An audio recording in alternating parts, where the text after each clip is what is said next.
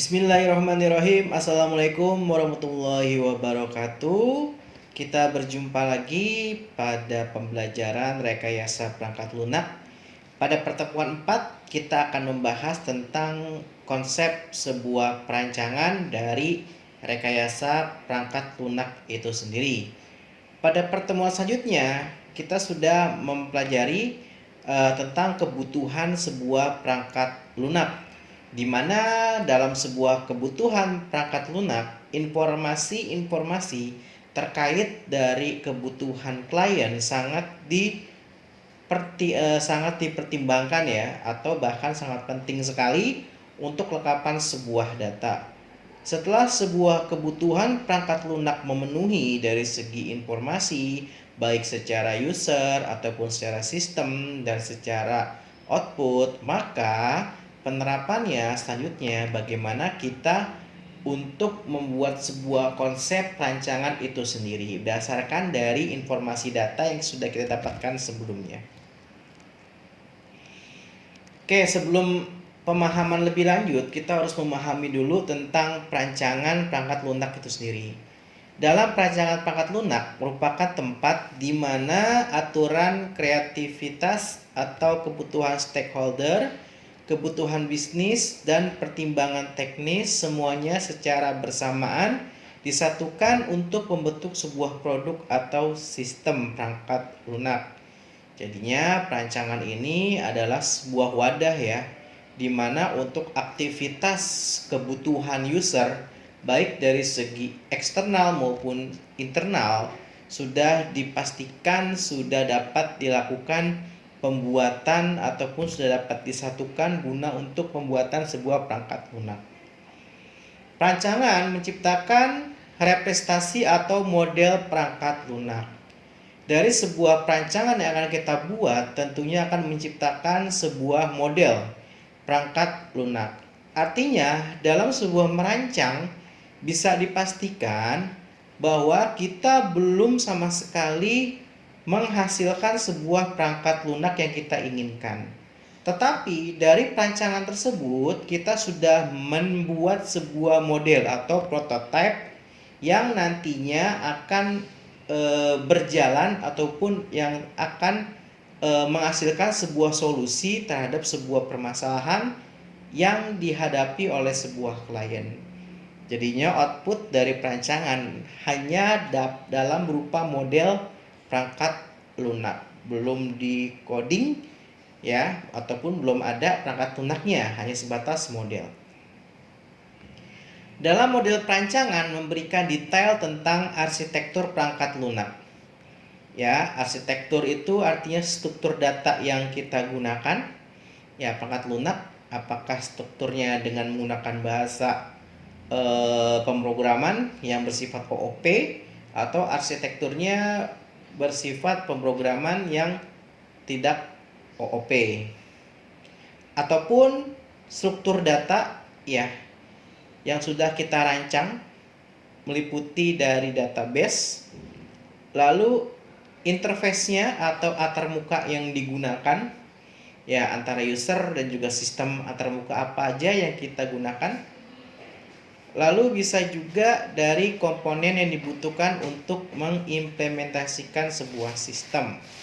Jadinya kita akan merancang atau memberikan detail tentang komponen yang diperlukan untuk mengimplementasikan secara sistem. Selanjutnya, tujuan dari perancangan perangkat lunak adalah untuk menghasilkan model atau representasi perangkat lunak yang memperlihatkan kekuatan, komoditi, dan juga kenyamanan. Dari tujuan perancangan ini dapat kita ketahui dari model maupun sebuah replika representasi dari perangkat lunak yang dapat mencerminkan sebuah kekuatan ataupun komoditi atau kenyamanan dalam pemakaian perangkat lunak itu sendiri. Jadinya sudah bisa dibayangkan ke depannya nanti perangkat lunak akan bekerja bagaimana. Dalam model perancangan terbagi menjadi beberapa bagian. Di antaranya adalah perancangan data atau kelas. Dalam perancangan sebuah data atau kelas, mengubah model kelas menjadi realisasi kelas, perancangan, dan struktur data yang diperlukan untuk mengimplementasikan perangkat lunak. Artinya, pada tahap perancangan, kita sudah mulai merealisasikan untuk variabel-variabel apa saja yang akan digunakan pada sebuah perangkat lunak. Selanjutnya ada hubungan dengan objek, yaitu menghubungkan dan konten data rinci yang digambarkan oleh atribut kelas, dan notasi lainnya yang memberikan dasar untuk aktivitas perancangan data. Tentunya, bila kita membahas tentang data, maka tidak jauh dari sebuah database, ya, penyimpanan yang berbasis komputerisasi, di mana setiap penyimpanan atau database mempunyai sebuah atribut-atribut tertentu yang nantinya akan digunakan sebagai pemanggilan terhadap sebuah sistem. Lalu dalam perancangan data, bagian dari perancangan kelas dapat terjadi bersamaan dengan perancangan arsitektur perangkat lunak. Jadi ketika kita ingin merancang sebuah kelas database, ya dapat juga terjadi bersamaan ketika kita ingin merancang struktur pemrograman dari sebuah perangkat lunak. Artinya bisa berjalan secara bersamaan antara arsitektur dalam perangkat lunak maupun dalam perancangan sebuah kelas. Perancangan kelas yang lebih rinci terjadi karena setiap komponen perangkat lunak dirancang. Jadinya ketika kita ingin merancang sebuah akses data ataupun kelas, ya diharapkan bisa lebih terperinci dari komponen perangkat lunak yang akan dirancang atau lebih mendetail dalam memberikan sebuah variabel dan juga atributnya.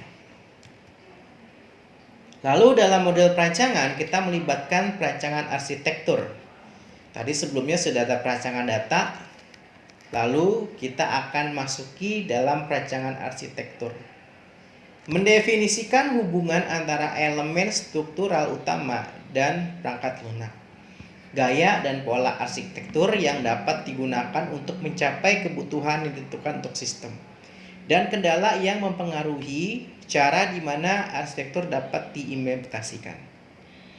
Sehingga dapat dinyatakan dalam perancangan sebuah arsitektur ini ada keterkaitannya antara elemen struktur utama dan juga perangkat lunak itu sendiri, di mana pola-pola pada arsitektur yang digunakan mencakupi sebuah kebutuhan yang ingin diinginkan oleh si user.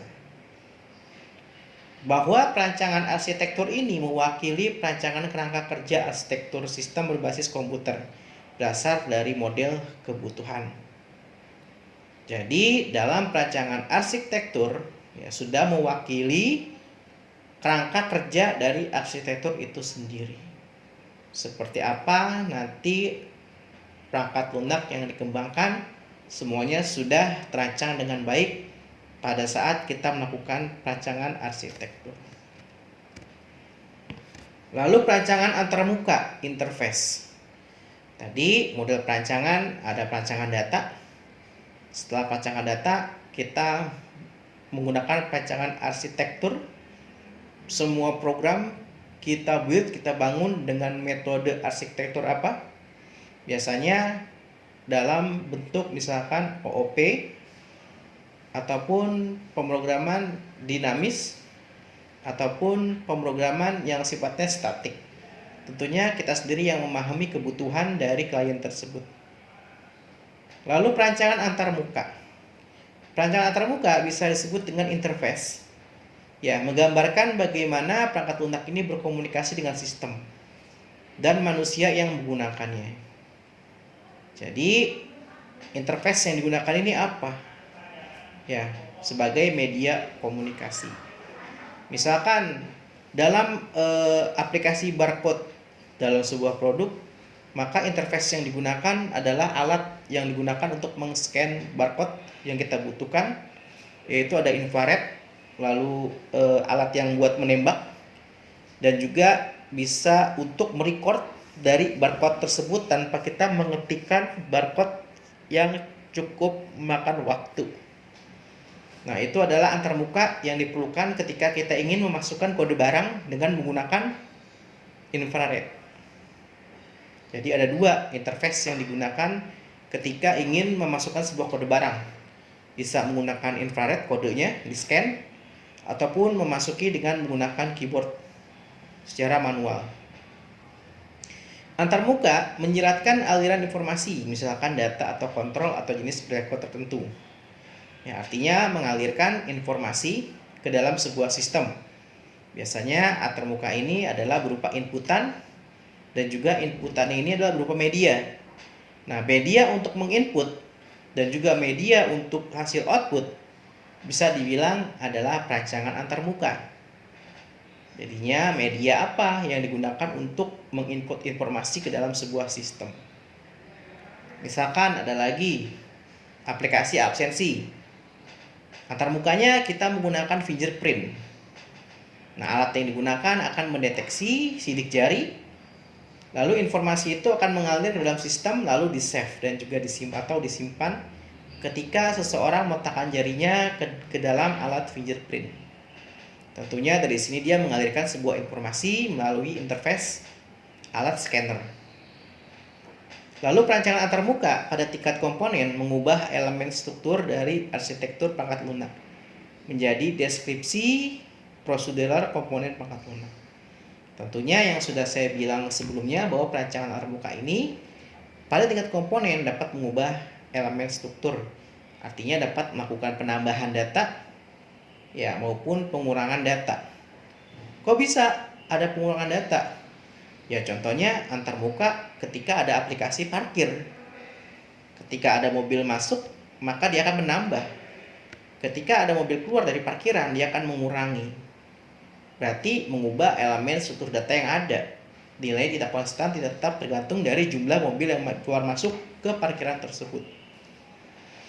Lalu informasi yang diperoleh dari model berbasis kelas untuk model perilaku berfungsi sebagai dasar untuk perancangan komponen. Tentunya semua komponen dalam antarmuka ini berkaitan erat dengan kelas yang telah kita buat sebelumnya. Kelas ini merupakan suatu wadah atau tempat untuk menyiapkan sebuah data atau menginput sebuah data, sehingga antarmuka ini dapat disusun ataupun dapat dibuat berdasarkan kebutuhan dalam memenuhi isi dari sebuah kelas ataupun sebuah data. Dalam proses perancangan, perancangan perangkat lunak, adalah proses yang bersifat iteratif, di mana spesifikasi kebutuhan perangkat lunak diterjemahkan menjadi blueprint untuk membangun perangkat lunak. Jadinya istilahnya dalam bentuk sketsa. Dalam membangun perangkat lunak yang baik, kita butuh sketsa. Nah, sketsa ini yang disebut dalam proses perancangan. Bisa dalam berupa prototipe ataupun bisa berupa gambaran tentang aplikasi yang akan kita jalankan. Mungkin kita akan bertanya, apakah proses ini selalu diterapkan dalam pembuatan perangkat lunak? Ya. Nah, ketika saya ingin bertanya ke kalian, ketika kalian diminta untuk memasak sebuah kue, kira-kira literatur apa yang akan kalian lakukan? Yang pertama, mencari alat dan bahan. Nah, ketika kalian sudah mencari alat dan bahan, maka cara kedua adalah prosedur, cara pembuatan si kue tersebut. Tanpa kita sadari, secara tidak langsung, ketika kalian membuat sebuah kue, kalian melaksanakan sebuah prosedur. Yang prosedurnya itu sudah dirancang sedemikian rupa oleh si penemu kue tersebut. Ketika kalian tidak sesuai menjalankan prosedur atau sistem dalam pembuatan sebuah kue, hasilnya kuenya tidak jadi ataupun bantet. Ya, sama ketika kalian membuat sebuah perangkat lunak. Tanpa kalian sadari, kalian akan membentuk sebuah proses perancangan. Tanpa kalian sadari, baik naskah itu berada pada blueprint ataupun yang tercetak, maupun hasil prototipenya ada di pikiran kalian. Nah, seperti itu. Jadi secara nggak langsung ketika kalian membuat perangkat lunak secara otodidak, kalian akan mengalami proses perancangan. Baik proses perancangan yang struktural maupun proses perancangannya yang otodidak. Artinya hanya di sebatas pemikiran kalian yang belum diungkapkan dalam sebuah prototipe. Kenapa bisa demikian? Karena ketika kalian merancang program individu ataupun sendiri, jelas ya, prototipe itu hanya bisa dibuat oleh diri kita sendiri dan bisa dipahami oleh diri kita sendiri. Tapi bagaimana kalau program itu yang buat orang lain? Nah, inilah yang jadi pertanyaan. Oleh sebab itu, ada aturan main dalam melaksanakan proses perancangan. Tidak sembarang kita membuat perancang. Dalam membuat perancangan ini, bagaimana nanti orang lain dapat membaca alur dari sebuah sistem, kebutuhan dari sebuah sistem, sehingga mereka yang nantinya membuat program akan sesuai dengan perancangan yang kita bikin sebelumnya. Bikin rumah, misalkan saya mau bikin rumah, ya kalian mandor, ya kalian sudah punya bayangan rumahnya akan dibuat 2 tingkat, nanti akan dibuat di depannya itu ada taman kecil segala macem gitu. Apa yang kalian bicarakan ke kuli ketika dalam hanya sebatas konteks, penerimaannya akan tidak sama. Kata kecil, taman kecil di kalian dengan taman kecil yang ada di pikiran si kuli itu berbeda. 2 kali 2 meter menurut saya kecil. Mungkin yang di pikiran kuli, kecil 5 kali 5 kali ya. Akhirnya ketika jadi tidak ada keselarasan antara perangkat lunak dan juga konsep yang kalian miliki. Nah, inilah peranan dalam sebuah rancangan. Artinya, ketika kalian sudah menggambarkan dalam bentuk blueprint, sudah jelas tamannya di situ ukuran kecil yaitu 2 kali 2. Sehingga kuli bangunan yang melihat rancangan kalian sudah paham, oh si bos maunya ini kolam renang dengan ukuran misalkan 2 kali 2. Seperti itu. Selanjutnya, dalam menentukan kualitas perangkat lunak, terdapat sebuah atribut-atribut khusus. Ada 3 karakteristik umum yang berfungsi sebagai pemandu untuk evaluasi perancangan yang baik. Perancangan juga perlu dievaluasi sebelum sampai tahap pembangunan perangkat lunak yang sesungguhnya. Artinya, ketika sebuah kontraktor menggambar sebuah skema bangunan, ditinjau lagi, benar nggak nih perbandingannya? Ada yang salah nggak nih ukurannya? Segala macam. Yang pertama, perancangan perangkat lunak harus menerapkan semua spesifikasi kebutuhan yang secara ekspektasi ada dalam model kebutuhan dan mengakomodasi semua spesifikasi kebutuhan impres yang diinginkan oleh stakeholder. Nah, artinya kita sudah dalam tahap memegang sebuah atribut data yang lengkap, yang sudah tidak berubah-ubah lagi, yang memang sudah disepakati antara stakeholder dan juga pembuat aplikasi. Artinya dari data tersebut tidak akan terjadi sebuah perubahan dalam jangka waktu yang pendek. Artinya dalam jangka waktu misalkan 2 hari, 2 hari atau seminggu. Pastikan semua data yang diberikan sudah lengkap dan sudah menjamin data itu mewakili sebuah perangkat lunak yang nantinya akan dikembangkan. Selanjutnya, dalam perancangan perangkat lunak harus menghasilkan produk kerja yang mudah dibaca dan dimengerti bagi mereka yang membuat kode. Ya, ini yang saya bilang. Ada tatanya, ada aturan, ada caranya dalam kita menggambarkan sebuah rancangan perangkat lunak. Yang saya bilang tadi, jika mandor bangunan ingin membuat sebuah kolam renang dengan kata kecil, belum tentu kulinya itu bisa memahami kecilnya seberapa, nggak jelas. Oleh sebab itu, nantinya kita akan membuat sebuah prototipe dari sebuah rekayasa perangkat lunak untuk menggambarkan lebih detail kebutuhan dari sebuah program. Mulai dari banyaknya data. Barcode itu berapa digit nih Pak? Udah masukin aja 50 asal, ya nggak boleh. Beberapa skripsi mahasiswa ketika membuat database, mereka selalu melebihkan dari sebuah digit yang sudah ditentukan. Misalkan barcode ada 8, dibuat jadi 50. Boleh nggak Pak? Ya sah-sah saja. Tapi akan terjadi masalah. Ya, ketika kita ingin mengevaluasi, mengkaji kehandalan sebuah program tersebut. Seperti itu. Seharusnya rancangan perangkat lunak itu harus menggambarkan ya lengkap tentang perangkat lunak menangani permasalahan data, fungsi dan perilaku dan perspektif implementasi. Artinya tidak hanya data saja yang kita create atau kita buat, tapi yang rekayasa perangkat lunak sudah menggambarkan alur-alur kerja data yang diproses sehingga menghasilkan sebuah output. Nah, untuk menjaga kualitas perangkat lunak diperlukan beberapa panduan tujuannya untuk mengevaluasi kualitas representasi perancangan. Satu, rancangan perangkat lunak harus menunjukkan arsitektur yang telah dibuat menggunakan gaya atau pola arsitektur yang dapat dikenali. Nah, tentunya arsitektur ini bersifat tergantung dari kalian sendiri yang membangun sebuah program. Ya, bahasa apa aja yang akan kalian gunakan, metode apa aja yang kalian gunakan, itu merupakan bagian dari arsitektur. Lalu tersusun atas komponen-komponen yang menunjukkan karakteristik perancangan yang baik. Jadi sudah mewakili semua komponen sebuah unsur yang ada pada perangkat lunak yang dibutuhkan oleh customer.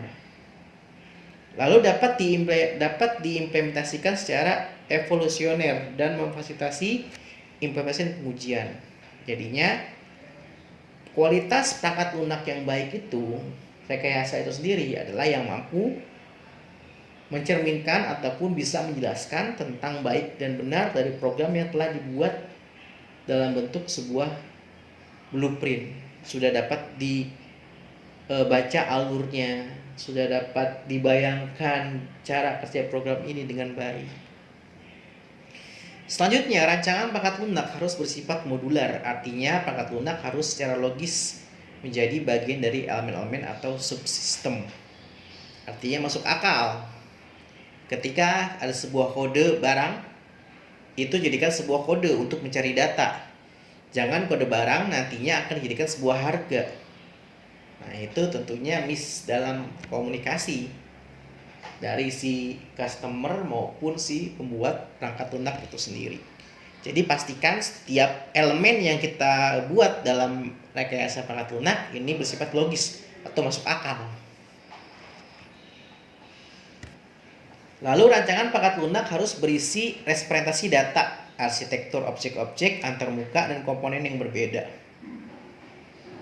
Tentunya di sini perangkat lunak harus menyajikan sebuah data yang diolah. Dari sebuah data akan masuki sebuah arsitektur pemrograman. Menggunakan bahasa apa, metode apa yang digunakan. Lalu objek-objek apa saja yang akan terlibat dalam sebuah sistem tersebut. Antarmuka apa aja yang dapat digunakan dan komponen apa yang berinteraksi secara berbeda satu sama lain.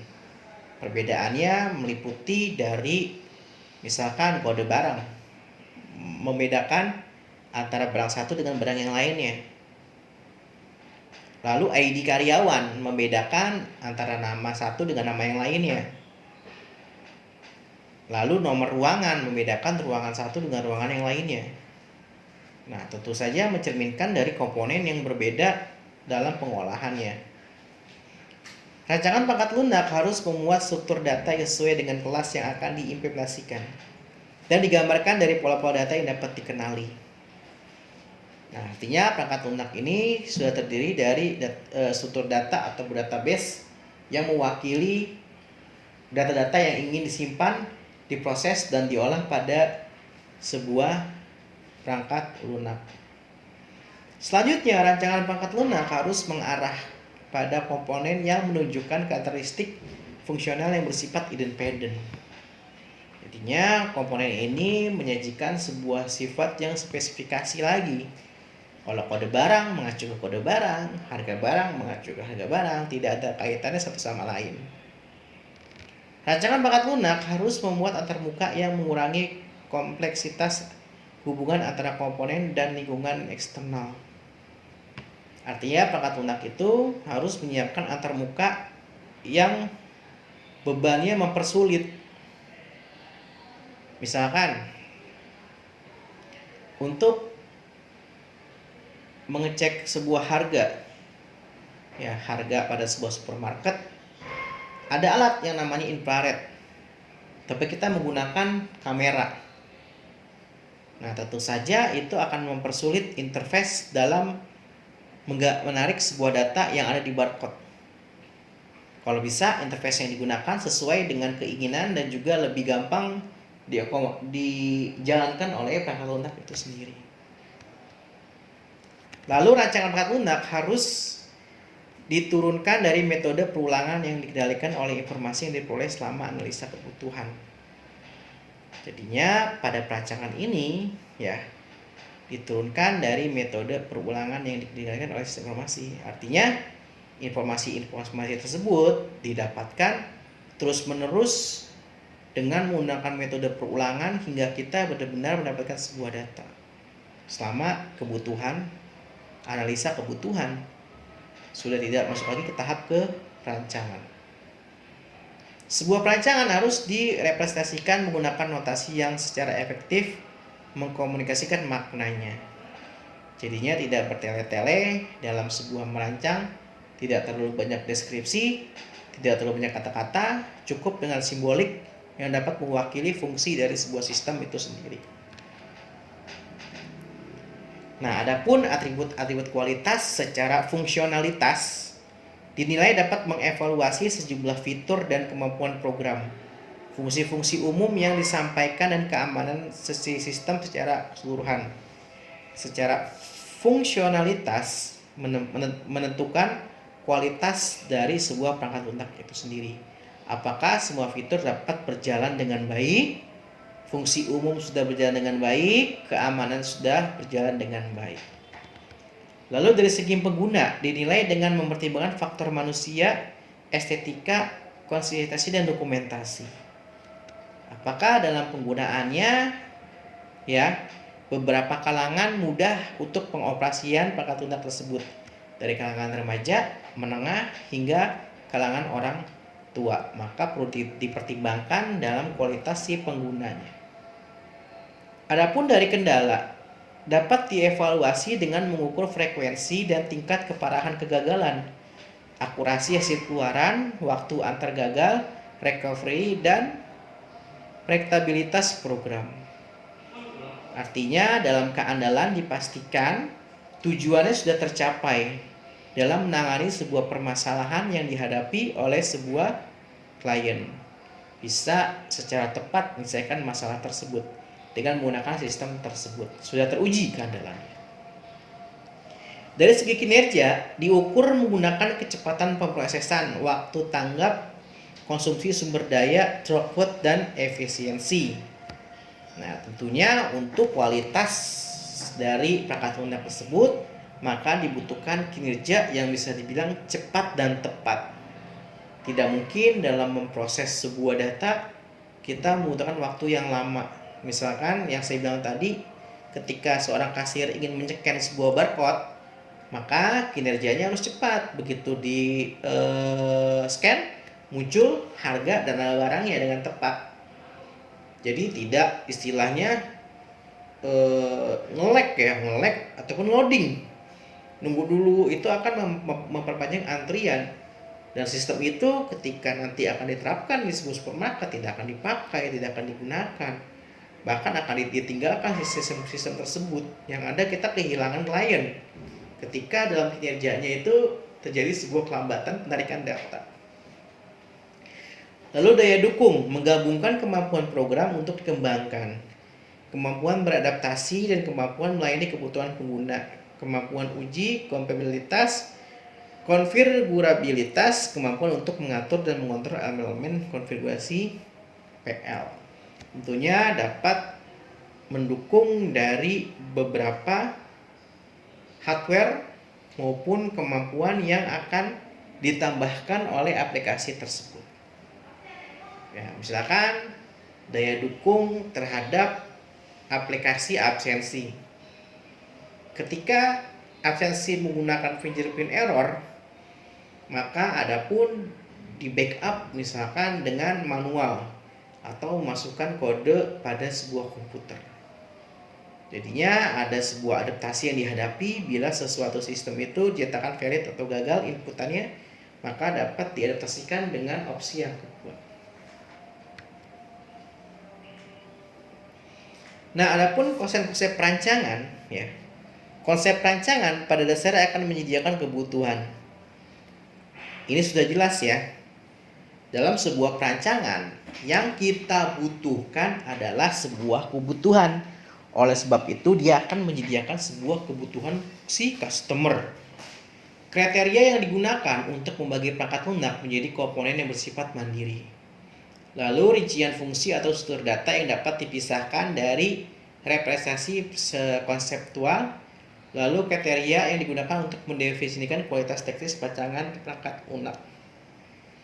Jadi kebutuhan perangkat lunak itu harus berdiri sendiri, standalone, tidak ketergantungan dengan perangkat yang lain. Artinya dari aplikasi tersebut mampu menyelesaikan masalah yang terkoneksi antar node, bisa menarik data dari sebuah database tertentu, ya, dan juga memiliki konseptual yang sangat jelas, ya, dan juga memiliki kualitas dalam perancangan perangkat lunak.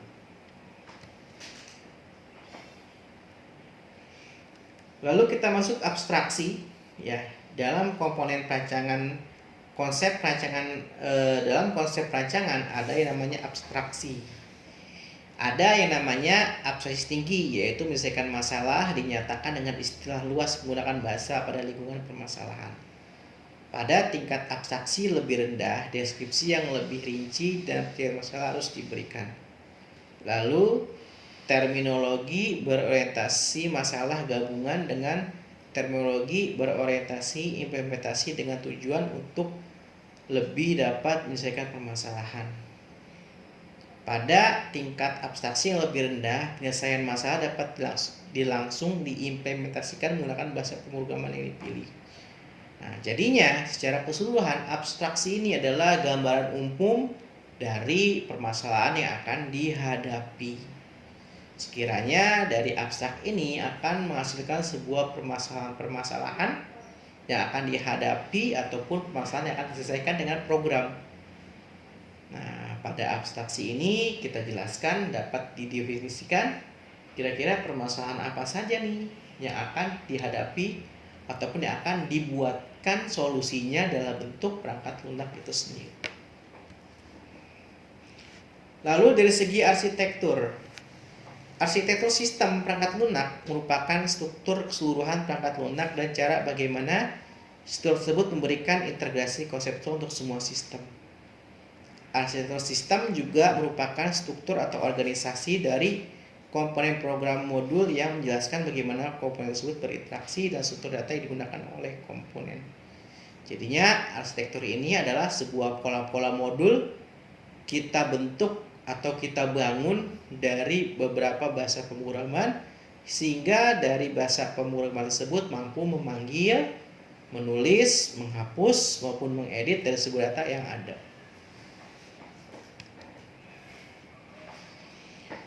Lalu ada properti sebagai bagian dari perancangan arsitektur. Ada properti struktural, ada properti fungsional tambahan, lalu ada keluarga sistem yang terhubung. Jadi untuk properti struktural adalah mendefinisikan komponen sistem itu sendiri. Ya, dari struktur itu sendiri, dari model, objek maupun filter. Bagaimana komponen tersebut dikemas dan berinteraksi satu sama lain.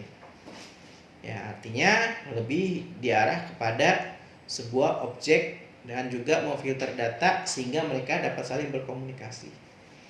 Lalu pada properti fungsional tambahan, artinya deskripsi perancangan arsitektural seharusnya bisa menyelesaikan permasalahan tentang bagaimana arsitektur perancangan mencapai kebutuhan akan kinerja, kapasitas, keandalan, keamanan, kemampuan beradaptasi dan juga karakteristik lainnya.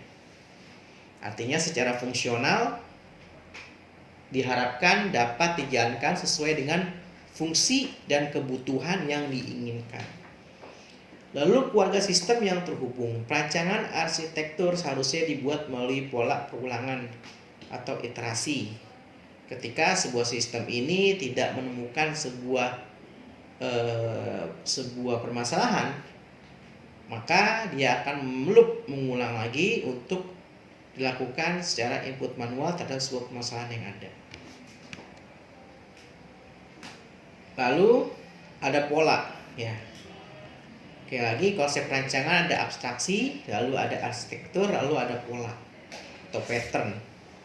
Pola adalah suatu wawasan yang di dalamnya memuat esensi dari solusi yang terbukti untuk permasalahan perancangan perangkat lunak dalam situasi tertentu.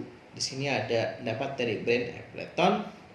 Lalu tujuan dari setiap pola perancangan adalah untuk memberikan deskripsi yang memungkinkan perancangan untuk menentukan apakah pola berlaku untuk pekerjaan saat ini, apakah pola dapat digunakan kembali, apakah pola berfungsi sebagai pemandu, atau mengembangkan pola yang serupa tetapi berbeda secara fungsional.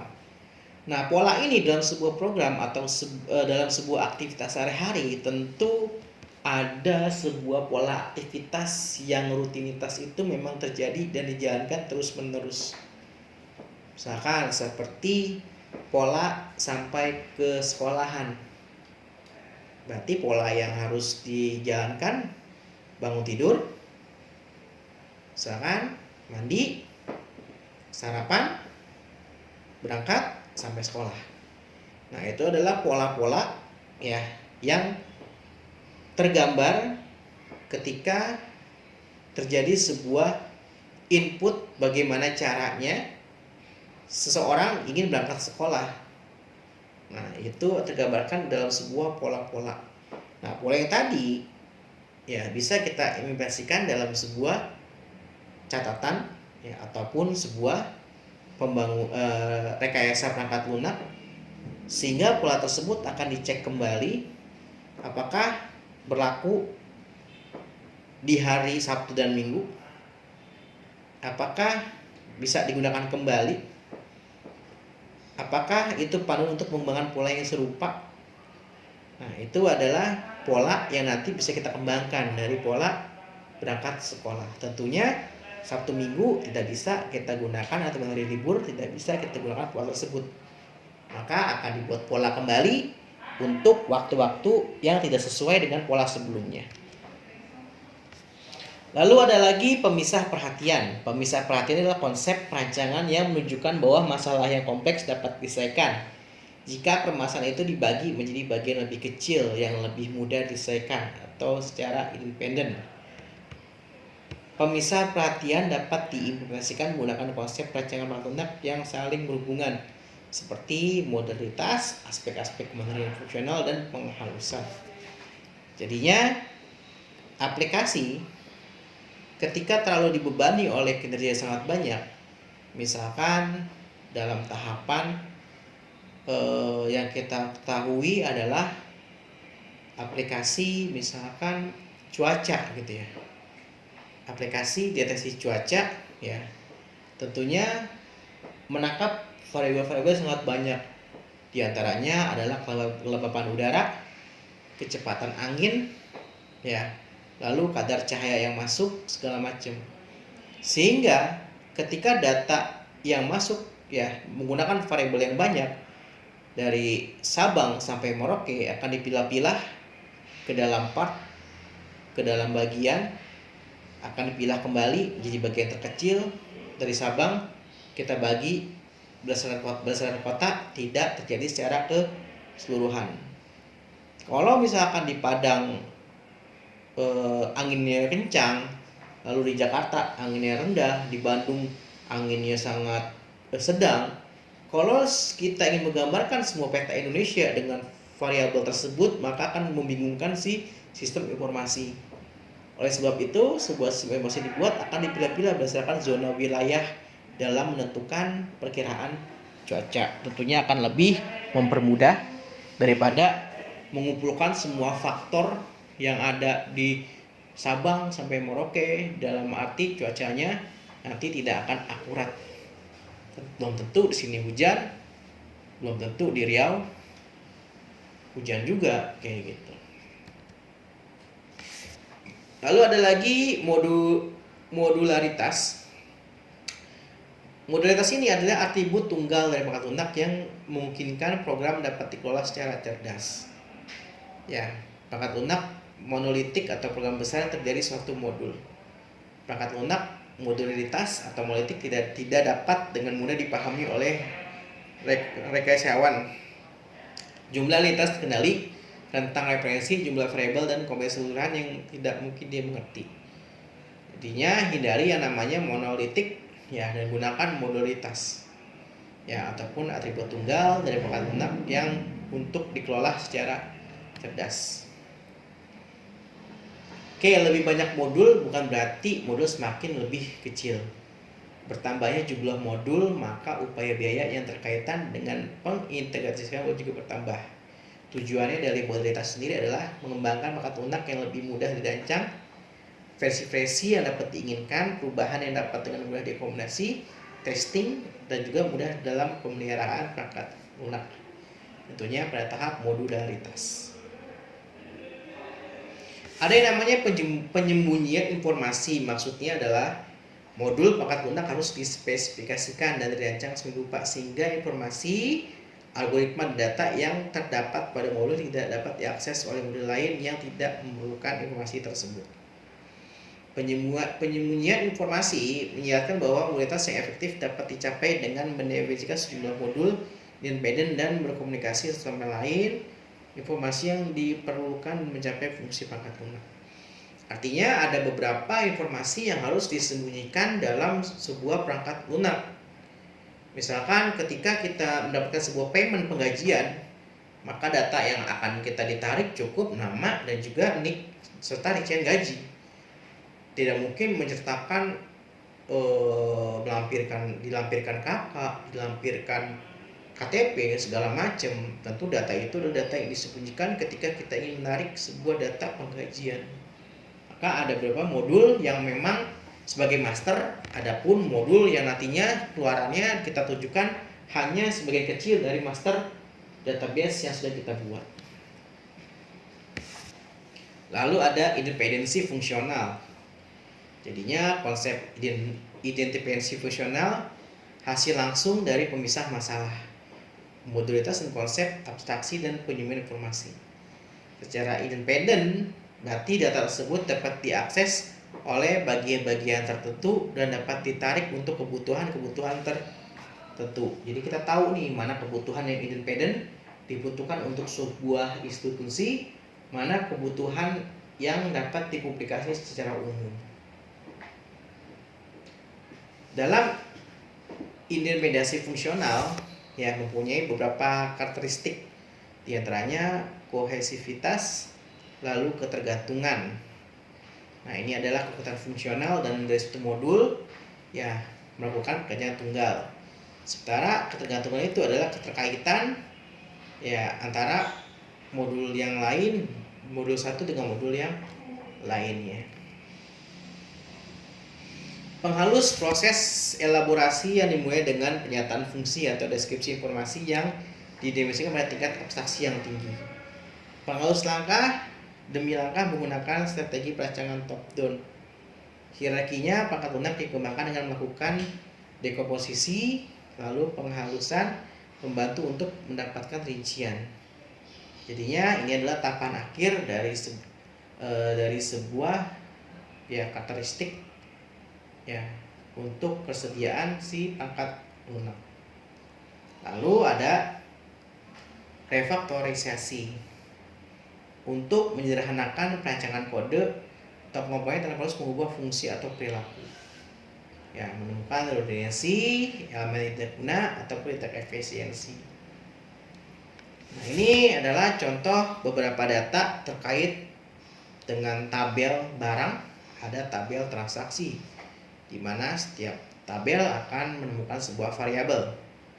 Ada kode barang dengan tipenya varchar berjumlah 10. Lalu ada variabel nama barang, tipe datanya juga varchar, harga, tipe datanya global, dan selanjutnya.